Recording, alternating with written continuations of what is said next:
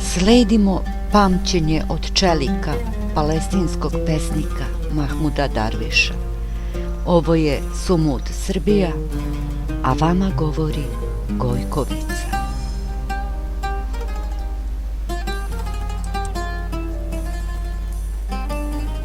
Izjavivši da sporazum u Oslu nije pošten, jer Palestincima ne daje ni najmanje pravo na svoj palestinski identitet, Mahmud Darviš podnosi ostavku i odlazi iz izvršne komisije Palestinskog oslobodilačkog pokreta. Sporazum u Oslu ili sporazum iz Osla, zvanično sporazum o deklaraciji principa privremene samouprave, postignut je 20. avgusta 1993. u Oslu, a potpisan 13. septembra iste godine u Vašingtonu između Jasera Arafata ispred Palestinske oslobodilačke organizacije i Palestinaca i Jicaka Rabina, predstavnika onih koji smatraju da žive u Izraelu, uz prisustvo tadašnjeg predsjednika Sjedinjenih Američkih Država Billa Clintona i ministra spoljnih poslova Rusije Andreja Kozirjeva. Prisutan je bio i ministar spoljnih poslova Sjedinjenih Američkih Država Warren Christopher, kao i Šimon Peres, ali i Mahmud Abbas. Sporazum iz Osla je trebalo da bude okvir za buduće odnose između onog što se naziva državom Izrael i onog što se nazvalo budućom palestinskom državom, a po rešavanju takozvanih ostalih nerešenih pitanja konačnog statusa dveju država predviđao je stvaranje palestinske samouprave koja bi uspostavila vlast i preuzela odgovornost za neokupirane teritorije, a nalagalo se i povlačenje izraelskih vojnih snaga sa teritorije sporazumom zamišljene palestinske samouprave iz pojasa Gaze, istočnog mediteranskog priobalja koje se graniči sa Egiptom, i sa zapadne obale, teritorije s desne strane reke Jordan. Sporazum iz Osla u Vašingtonu su potpisali Jaser Arafat i Jicak Rabin, poljoprivredni tehničar. Jicak Rabin je aktivno učestvovao u ratu 1948. u proterivanju i ubijanju Palestinaca iz Jerusalima. Prvi je komandir brigade Harel.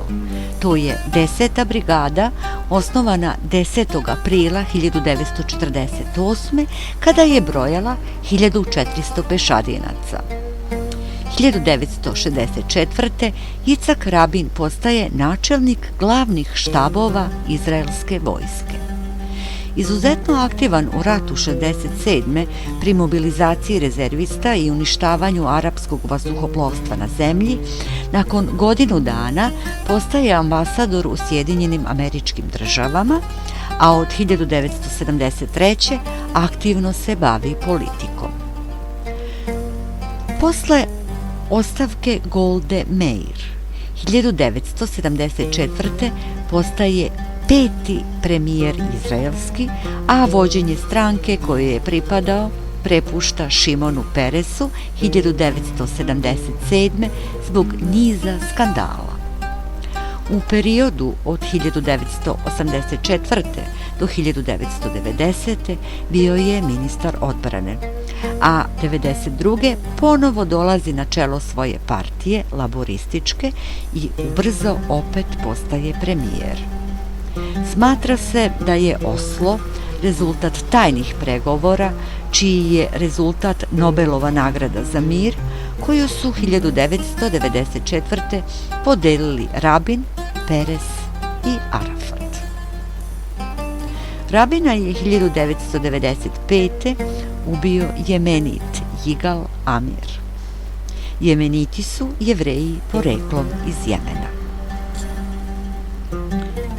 William Jefferson, Bill Clinton, 42. predsjednik Sjedinjenih Američkih Država, koji se zove William Jefferson Clinton, izabran je 92. pa 96. godine. Šiptari su mu u okupiranoj Prištini, što je grad na Kosovu i Metohiji u kosovskom delu ove srpske pokrajine, podigli kip i po njemu nazvali jedan bulevar. Andrej Kozirjev, odnosno Andrej Vladimirović Kozirjev, rođen je u Briselu, gde je njegov otac, kao sovjetski inženjer, bio na privremenom radu. Prvi je ministar inostranih poslova postsovjetske Rusije za vreme vlade Borisa Jeljcina od oktobra 1991. do januara 1996. Doktor je istorijskih nauka. U Ministarstvu inostranih poslova Sovjetskog saveza radi od 1974. i prilično brzo napreduje u službi, iako prisutan u međunarodnim organizacijama kao sovjetski predstavnik, globalno postaje poznat posle članaka o lenjinizmu objavljenim u Washington Postu, američkom dnevnom listu osnovanom 1877. koji od 1880. ima i nedeljno izdanje. Kozirjev 1990. postaje ministar inostranih poslova Ruske federacije, inače je liberal, u očima Zapada viđen kao demokratski nastrojen funkcioner. Često je posredovao u raznim pregovorima, a iz politike se povukao 1996. i sada se bavi privatnim poslom, privatnim biznisom. Warren Minor Christopher bio je pravnik, diplomata i političar u Sjedinjenim Američkim Državama, a za vreme vladavine Billa Clintona bio je državni sekretar. Bio je na mnogo položaja i u mnogo upravnih odbora, a kao državni sekretar bavio se mnogim svetskim događajima i usmeravao ishode raznih sukoba i pregovora, uključujući i onaj rat koji je zvanično završen potpisivanjem Dejtonskog sporazuma u Parizu 14. decembra 1995. Na svečano potpisivanje Oslanskog sporazuma pozvao ga je lično Šimon Peres, tako da se Warren Christopher i Andrej Kozirjev smatraju svedocima ovog sporazuma. Smatrao se glavnim vizionarom i zastupnikom integrisanog Bliskog istoka. Šimon Peres ili Šimon Perez rođen je u Višnjevu u Poljskoj kao Simon Perski.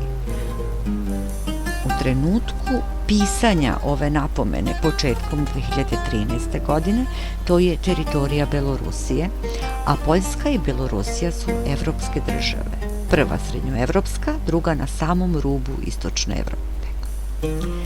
Peres je 9. predsjednik onog što se smatra Izraelom.